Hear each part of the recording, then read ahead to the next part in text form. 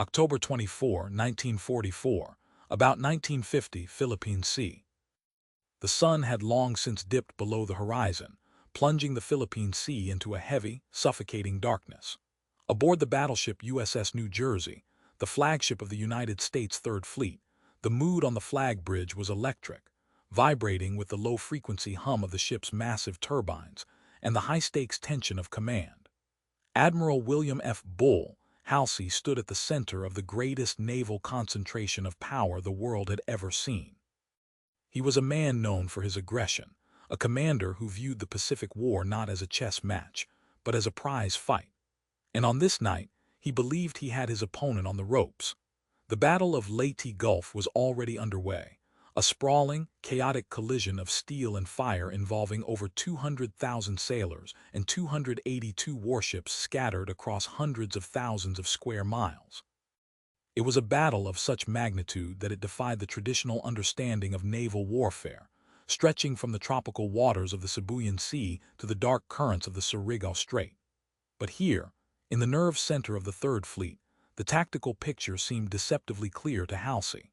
Throughout the daylight hours of October 24, the pilots of Task Force 38, Halsey's fast carriers, had delivered a punishing sermon of high explosives to the Japanese center force. This enemy formation, commanded by Vice Admiral Takeo Kurita, had been spotted threading its way through the islands, aiming for the vulnerable invasion transports at Leyte Gulf. Halsey had thrown the full weight of his air groups against them. Reports had flooded into the New Jersey all afternoon, painting a picture of absolute devastation. The pilots, fueled by adrenaline and the fog of battle, reported hit after hit. They had concentrated their fury on a behemoth of a ship, a vessel that absorbed punishment that would have vaporized a lesser hull. This was the Musashi, one of the two largest battleships ever constructed, displacing nearly 70,000 tons and bristling with 18.1-inch guns.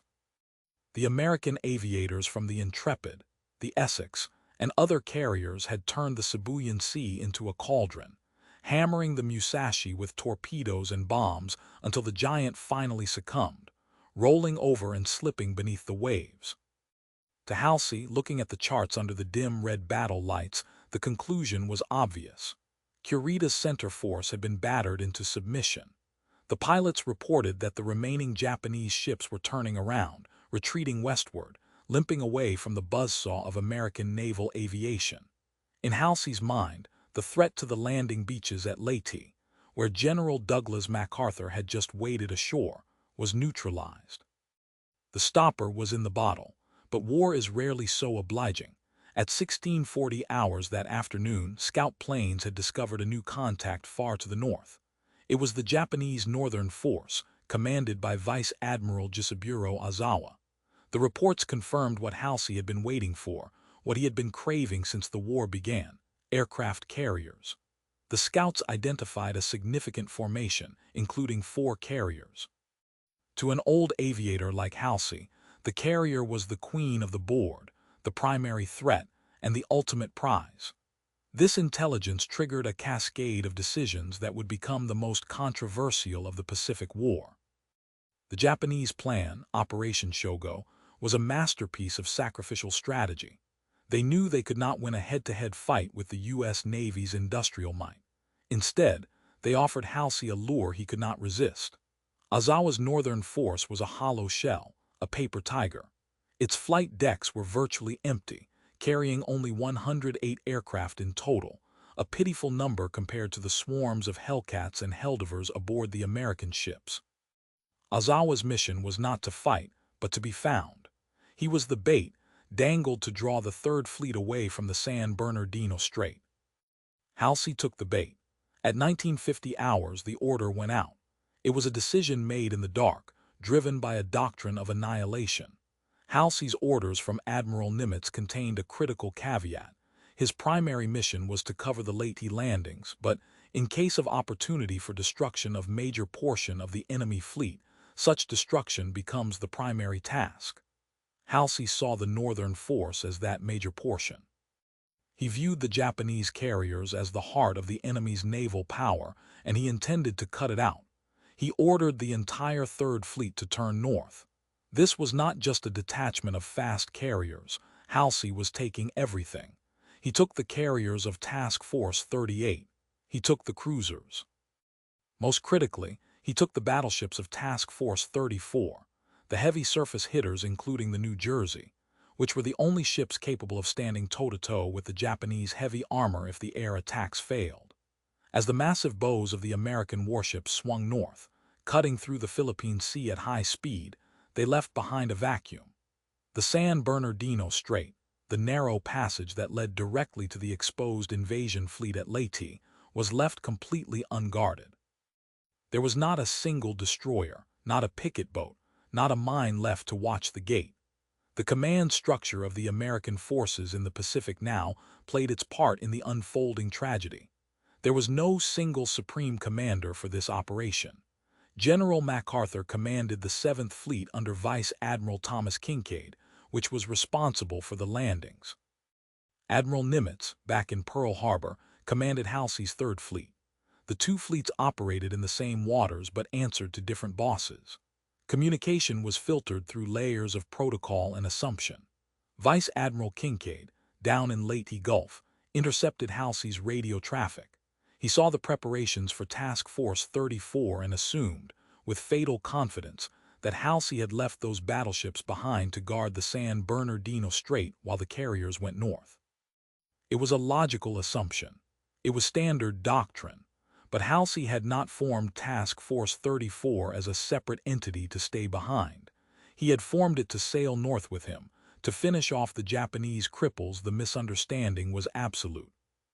As the heavy battleships of Task Force 34 formed up on the carriers and steamed north at high speed, Vice Admiral Kinkaid, commanding the 7th Fleet to the south, slept with a dangerous peace of mind.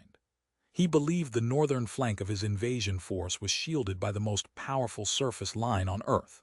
In reality, the gate was wide open. The San Bernardino Strait, a treacherous, narrow passage through the Philippine archipelago, was void of American ships. There were no destroyers on picket duty, no cruisers patrolling the exit, not even a submarine on station to sound the alarm. In the black hours of early morning on October 25, Vice Admiral Takeo Kurita took advantage of this void. Aboard the super battleship Yamato, Kurita had reversed course. The retreat observed by American pilots the day before had been a temporary measure, a tactical pause to regroup after the loss of the Musashi.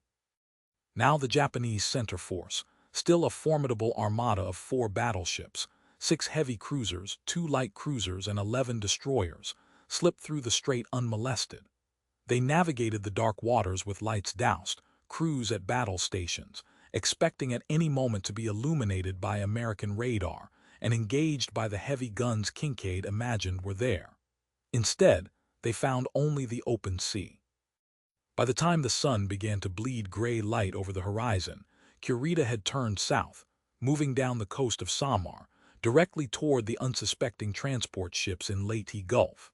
Standing in his path was not the 3rd Fleet's battle line, but a small, slow-moving task unit call sign, Taffy 3. Commanded by Rear Admiral Clifton, Ziggy Sprague, Taffy 3 was never designed for surface combat. It was a support unit, comprised of 6 escort carriers, converted merchant hulls known affectionately and derisively as jeep carriers or baby flat tops. These ships, including Sprague's flagship USS Fancho Bay, along with the St. Lo White Plains, Kalinan Bay, Kitkun Bay, and Gambier Bay, were thin-skinned and slow, topping out at barely 18 knots. They carried FM-2 Wildcats and TBM Avengers, primarily for close air support of the troops on the beach, and for hunting submarines. Defending them was a screen of 3 destroyers and 4 smaller destroyer escorts, ships meant to ward off aircraft and subs, not trade fire with capital ships. At 6:45, the routine of the morning patrol was shattered. A lookout aboard Taffy 3 spotted anti-aircraft bursts on the northern horizon. Initially, the Americans assumed it was friendly fire or perhaps Halsey's forces mopping up. But then the pagodas rose from the sea. The distinctive, towering superstructures of Japanese battleships broke the horizon line, followed by the terrifying flash of heavy-caliber gunfire. Admiral Sprague was incredulous. The reports coming to his bridge claimed that the Japanese center force, the force Halsey was supposed to have neutralized, was bearing down on him at full speed. The visual confirmation was a shock to the system. The largest battleship in history, the Yamato, displacing over 70,000 tons, was visible to the naked eye, her massive 18.1-inch guns elevating to find the range. These guns could hurl a 3,000-pound shell over 20 miles. Sprague's carriers were armed with a single 5-inch gun on the stern, a weapon colloquially known as a pea shooter. The mismatch was total. It was a slaughter in the making. The Japanese force possessed overwhelming superiority in speed, armor, and firepower. If Kurita could close the distance, his heavy cruisers and battleships would tear the unarmored escort carriers to shreds, sending them to the bottom before turning their guns on the troop transports in the Gulf. Sprague reacted with the desperation of a man cornered.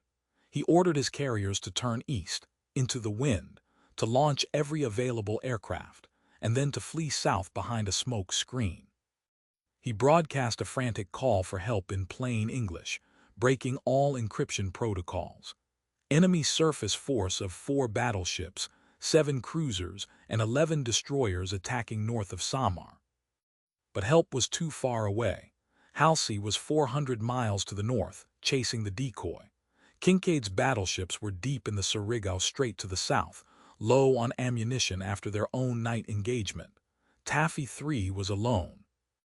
It was in this moment of impending catastrophe that the spirit of the United States Navy found its voice in a man named Ernest E. Evans. Commander Evans stood on the bridge of the USS Johnston, a Fletcher-class destroyer on the outer edge of the screen. Evans was a distinct figure in the fleet, a Naval Academy graduate with Cherokee heritage who was known for his grit and aggressive instincts. When he took command of the Johnston, he had told his crew, "This is going to be a fighting ship. I intend to go in harm's way, and anyone who doesn't want to go along had better get off right now." On the morning of October 25, he made good on that promise. Evans did not wait for orders. Seeing the massive enemy formation closing on the slow carriers, he made a decision that defied tactical logic but embraced the highest tradition of sacrifice. He ordered the Johnston to turn directly toward the Japanese fleet. The destroyer, displacing just 2,100 tons, heeled over and surged forward, her twin screws churning the water as she accelerated to flank speed. She was charging a force that outweighed her by a factor of 20. Evans ordered the helm to steer a zigzag course, chasing the splashes of enemy shells, betting that the Japanese gunners would correct their aim and miss the spot where the shells had just landed. It was a game of Russian roulette played with 14-inch and 16-inch high-explosive rounds. As the Johnston closed the range, the sea around her erupted in geysers of white water. The Japanese battleships and cruisers, initially confused by the audacity of this lone attacker, began to find their mark. Dye markers from the Japanese shells colored the water green, yellow, and red, creating a surreal, psychedelic seascape of violence. Evans held his fire. His 5-inch guns had a maximum range of about 10 miles, but he needed to get much closer, within 10,000 yards, to launch his 10 torpedoes, the only weapons he had capable of hurting a capital ship. For 20 minutes, the Johnston sprinted into the teeth of the enemy fire, a lone gray speck against a wall of steel. At 10,000 yards, Evans gave the order. The torpedomen on the deck mount swung their tubes out and fired a full spread of 10 fish. The Johnston whipped around immediately, retreating behind her own smoke screen to escape the inevitable retaliation. The torpedoes ran true. Minutes later, underwater explosions rocked the heavy cruiser Kumano, the flagship of the Japanese Cruiser Division 7. The explosion blew the bow clean off the heavy cruiser, effectively removing her from the war. But the Johnston had played her hand, and the house was about to collect. As the destroyer turned to flee into her own smoke, the Japanese rangefinders locked on. The return fire was immediate and devastating. 3 14-inch shells from the battleship Congo tore through the Johnston's deck plates and into her machinery spaces, followed instantly by 3 6-inch shells from a light cruiser that slammed into the bridge. The impact was catastrophic. The Johnston shuddered violently, her speed dropping from a flank 30 knots to a limping 17 as the after-engine room was crushed. On the bridge, the scene was carnage. Shrapnel had shredded the superstructure. Commander Evans was hit. The blast had blown the shirt from his back and severed 2 fingers from his left hand. Yet, in a display of grit that would become legendary in the annals of naval history, Evans refused to relinquish command. With the bridge steering disabled, he wrapped his bleeding hand in a handkerchief and moved to the fantail, shouting orders down the hatch to the men manually cranking the rudder. He was steering his broken ship by voice, standing amidst the wreckage, looking back at the enemy line that was now closing in for the kill. But Evans had bought time. His suicidal charge had thrown the Japanese formation into momentary confusion, and Admiral Sprague used those precious minutes to unleash the rest of his small boys. The order went out to the screen: "Small boys attack." It was a command that sent the destroyers Hole and Heerman, along with the destroyer escort Samuel B. Roberts, charging out of the smoke. The Samuel B. Roberts, a ship so small she was barely longer than a football field and armed with only 2 5-inch guns, fought with a ferocity that earned her the nickname, the destroyer escort that fought like a battleship. She closed to within 4,000 yards of the heavy cruiser Chakai, pumping rounds into the enemy's superstructure, aiming for the bridge and torpedo tubes, fighting well above her weight class until 14-inch shells from the Congo finally found her range and ripped her open. While the surface ships sacrificed themselves in a chaotic, swirling dogfight, the air crews of Taffy 3 were performing their own miracles. The Jeep carriers had launched everything that could fly. There was no time to rearm with the proper ordnance. Avengers and Wildcats took off with whatever was on the rails, some with general-purpose bombs, others with depth charges meant for submarines, and some with nothing at all. It became a psychological war. Pilots flew dry runs against the Japanese battleships, buzzing the towers of the Yamato and Nagato to distract the gunners, forcing the massive ships to take evasive action. This aerial harassment had a strategic impact far greater than the weight of the explosives dropped. At one critical juncture, a spread of torpedoes launched by American aircraft forced the Yamato to turn away from the action. The super battleship, the pride of the Imperial fleet, found herself bracketed by torpedo tracks. To avoid them, she had to turn north, away from the American carriers, and run for nearly 10 minutes before she could maneuver back toward the fight. For those 10 minutes, the largest guns in the battle were pointed the wrong way. Despite the smoke, the rain squalls, and the suicidal bravery of the screen, the mathematics of the engagement began to assert themselves. The Japanese center force was simply too powerful. Around 800, the heavy cruisers began to close the distance on the escort carriers. The USS Gambier Bay took the brunt of the punishment. She was slow, straggling behind the formation, and the Japanese gunners walked their fire onto her flight deck.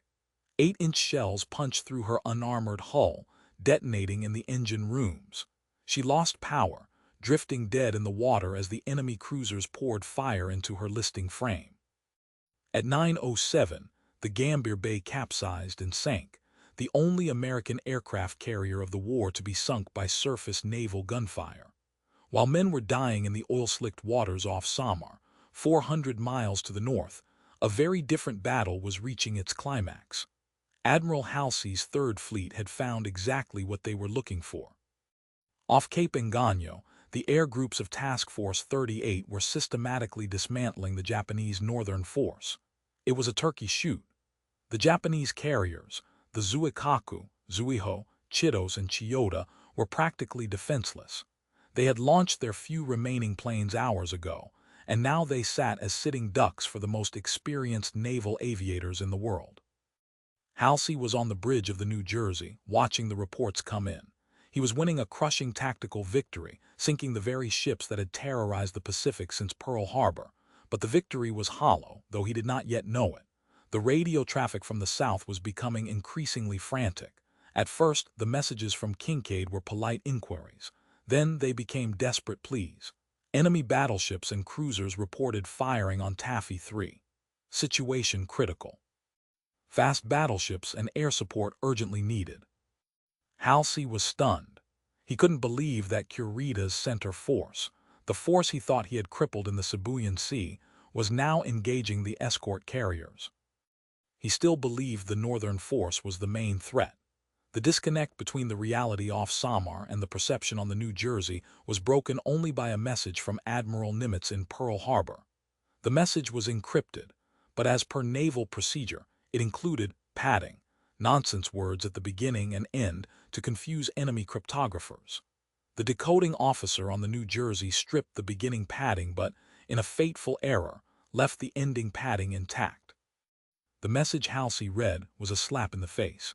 Where is RPT? Where is Task Force 34 RR the World Wonders? The message hit the flag bridge of the New Jersey with the force of a physical blow.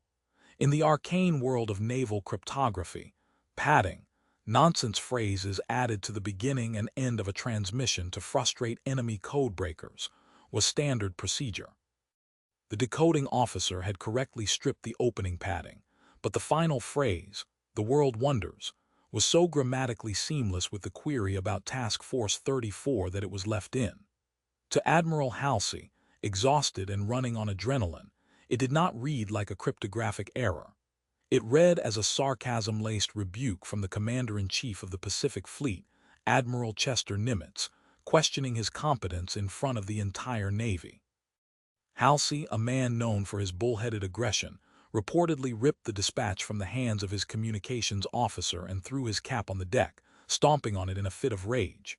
For nearly an hour, the Third Fleet continued north, paralyzed by the Admiral's fury and indecision, while the calls for help from Taffy 3 grew fainter.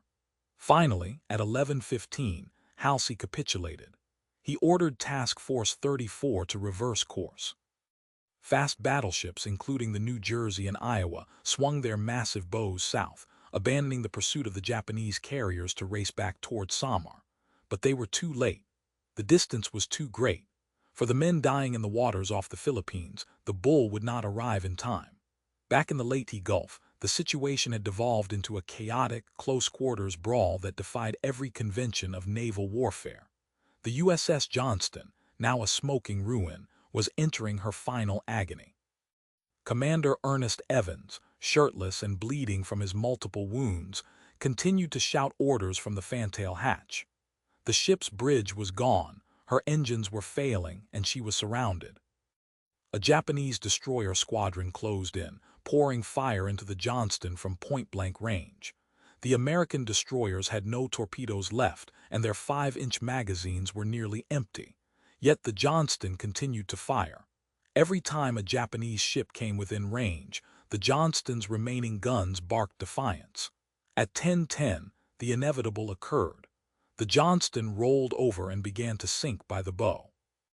As the crew abandoned ship, plunging into the oil-slicked, shark-infested waters, they witnessed a sight that underscored the strange chivalry of the sea. The Japanese destroyer Yukikaze steamed slowly past the sinking wreck. On its bridge, the Japanese captain was seen standing at attention, saluting the vanishing American ship. It was a gesture of profound respect for an enemy who had fought with a ferocity that bordered on the suicidal. Commander Evans was not seen again. He went down with the ship he had promised to take into harm's way, leaving behind a legacy that would earn him the Medal of Honor. The destruction was not limited to the Johnston. The destroyer USS Hull, having absorbed over 40 hits from heavy-caliber shells, including 14-inch rounds from the battleship Congo, finally succumbed. Her port engine was knocked out, her steering jammed, and her stern guns silenced, yet she had drawn fire away from the carriers for over an hour. Similarly, the destroyer escort USS Samuel B. Roberts met her end. Under the command of Lieutenant Commander Robert W. Copeland, the Sammy B. had charged the heavy cruiser line with a reckless courage that belied her size. She had fired over 600 5-inch rounds, mauling the superstructure of the cruiser Chakai, before 3 14-inch high-explosive shells from the battleship Congo ripped her open like a tin can. As the order to abandon ship was given, the Roberts sank, taking 89 of her crew with her. But the sacrifice of the small boys had purchased a miracle. By 900, the Japanese center force was in disarray.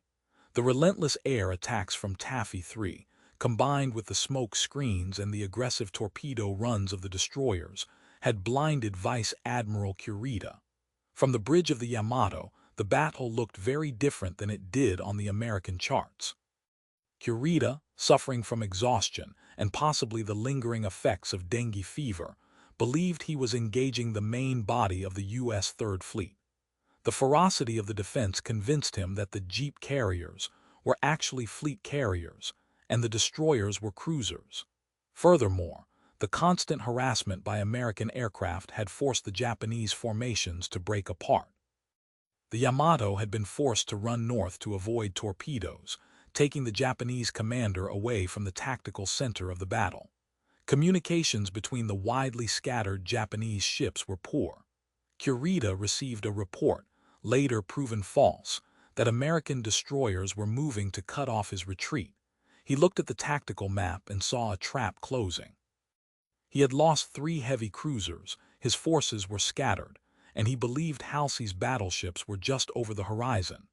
At 9:11, with the American escort carriers almost within range of his secondary batteries, Kurita gave the order that would baffle historians for decades: cease fire, assemble north. On the bridge of the USS Fancho Bay, Admiral Sprague watched in disbelief as the Japanese fleet, on the verge of total victory, turned away. The pagodas of the battleships and the heavy cruisers rotated their turrets back to the fore and began to steam north, back toward the San Bernardino Strait. The god of battles, as the sailors would later say, had intervened. The reprieve was absolute. The shelling stopped. The geysers of water subsided. The survivors of Taffy 3, battered and burning, were left bobbing in the wake of the retreating Leviathans. However, the ordeal of the escort carriers was not over. As the Japanese surface ships retreated, a new and terrifying threat materialized from the sky. The Japanese, realizing that conventional air attacks were no longer sufficient to stop the American advance, had authorized a special attack unit. The Divine Wind, the kamikaze. At 10:50, barely an hour after Kurita's retreat, the radar screens on the surviving carriers lit up. A formation of 50 fighters, each carrying a 550-pound bomb, dove out of the low clouds. These pilots had no intention of dropping their ordnance and returning to base. They were the ordnance. The target was the USS St. Lo. The escort carrier, having survived the morning's surface engagement, was launching aircraft to pursue the retreating Japanese when a Zero rolled over and entered a high-speed dive. The anti-aircraft gunners on the St. Lo poured 20 and 40 fire into the oncoming plane, shredding its wings and setting it ablaze. But the aircraft did not deviate. It crashed through the flight deck and detonated in the hangar deck below. The explosion was catastrophic. The bomb ignited the ship's own stores of torpedoes and aviation fuel. A massive fireball erupted, blowing the flight deck elevator high into the air. Secondary explosions ripped the ship apart from the inside. Within 30 minutes, the St. Lo was gone, slipping beneath the waves in a cloud of steam and smoke. She was the first major warship sunk by a kamikaze attack, marking the beginning of a grim new chapter in the Pacific War. The psychological impact of this new form of warfare was immediate and profound. Sailors who had spent the morning dodging 14-inch shells and torpedoes now found themselves looking up at the clouds with a different kind of dread. The enemy was no longer just trying to drop a bomb and return home. The enemy was the bomb. The sinking of the St. Lo was not merely the loss of a ship. It was the herald of a terrifying shift in the Pacific War. The logic of attrition, where one calculated the risk of losing a pilot against the value of a target, had been discarded by the Japanese command. In its place was a doctrine of total sacrifice that the American sailors, for all their courage, struggled to comprehend. While the St. Lo burned and sank, the rest of Taffy 3 scrambled to survive the onslaught. The escort carriers Kalinin Bay, Kitkun Bay, and White Plains all suffered damage from kamikaze strikes or near misses during this coordinated assault. The air was thick with smoke and the smell of cordite, and the sea was littered with the detritus of a desperate defense. The Divine Wind had arrived, and although the Japanese surface fleet was retreating, they had left a parting gift that would haunt the U.S. Navy all the way to Okinawa. Meanwhile, hundreds of miles to the north, the mighty battleships of Task Force 34 were racing south at flank speed, their bows cutting through the Philippine Sea in a desperate bid to intervene. Admiral Halsey, aboard the New Jersey, was pushing his engineering crews to the limit. The sting of Nimitz's message, the world wonders, still burned, but the tactical reality was far worse. The bull had been lured away. He had taken the bait of the northern force, sinking the decoy carriers Zuikaku, Zuiho, Chitos, and Chiyoda, but in doing so he had left the gate to Leyte Gulf wide open. By the time Halsey's fast battleships arrived off the San Bernardino Strait, the sun was setting on October 25. The horizon was empty. Vice Admiral Kurita's center force had already slipped back through the strait, escaping into the Sibuyan Sea. The opportunity for a surface engagement between the Iowa-class battleships and the Yamato, the duel that every naval strategist had dreamed of, had evaporated. Halsey's force found only the stragglers and the wreckage. They managed to catch and sink the Japanese destroyer Noaki, which had stayed behind to rescue survivors from the heavy cruisers sunk earlier, but the main prize was gone. The Third Fleet had won a tactical victory at Cape Engano, wiping out the Japanese carrier force, but the strategic error of leaving the strait unguarded cast a long shadow over the admiral's triumph. In the waters off Samar, the silence that followed the battle was deafening. The survivors of Taffy 3 were scattered across miles of ocean. Men from the Johnston, the Hole, the Samuel B. Roberts, and the Gambier Bay clung to life rafts, floater nets, and debris. They were covered in heavy fuel oil which burned their eyes and skin, causing them to retch as they swallowed the toxic mix with every swell. For these men, the battle had moved from a contest of high explosives to a struggle against the elements. The sharks, drawn by the blood in the water, began to circle. The rescue efforts were delayed by confusion and the lingering threat of enemy submarines and aircraft. It would be days before all the survivors were pulled from the sea. The human cost of Taffy 3's stand was staggering. Of the approximately 2,800 American personnel killed in the Battle of Leyte Gulf, 1,583 came from this small task unit. They had faced the heaviest surface force the Japanese Navy could muster and had turned it back, but the price was paid in flesh and blood. The survival of the Leyte landing force, however, was secured.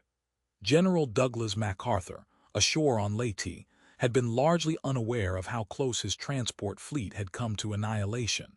Had Kurita pressed his attack for another hour, he would have entered Leyte Gulf proper. There, hundreds of thin-skinned transport ships and supply vessels lay anchored, packed with troops and munitions. The carnage would have been unimaginable. Kurita's decision to turn north at 9/11 remains one of the great what-ifs of the war. Post-war interrogations of Vice Admiral Kurita revealed a commander at the breaking point.